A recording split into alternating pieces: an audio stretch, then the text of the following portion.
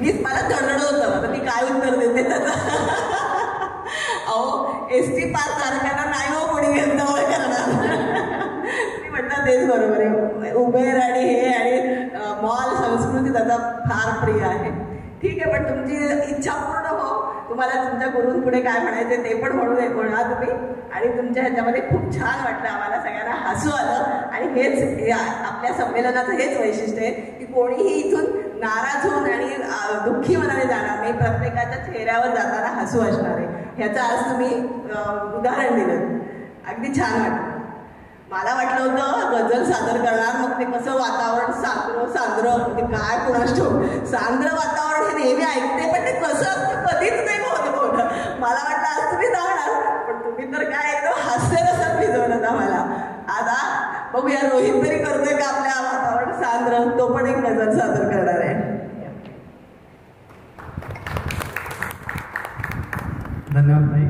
कविता आहे गुपचूप गुपचूप नावाची.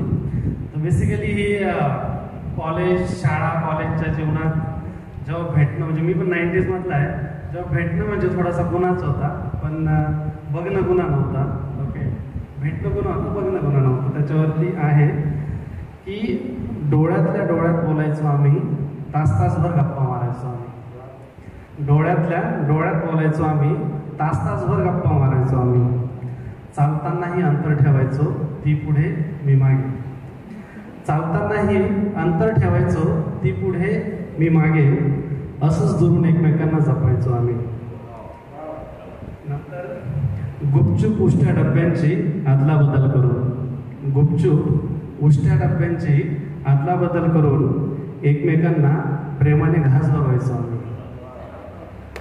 ताटातूट होणार म्हणून रडू लपवायला, ताटातूट होणार म्हणून रडू लपवायला. छत्री असूनही पावसात भिजायचो आम्ही, छत्री असूनही पावसात भिजायचो आम्ही.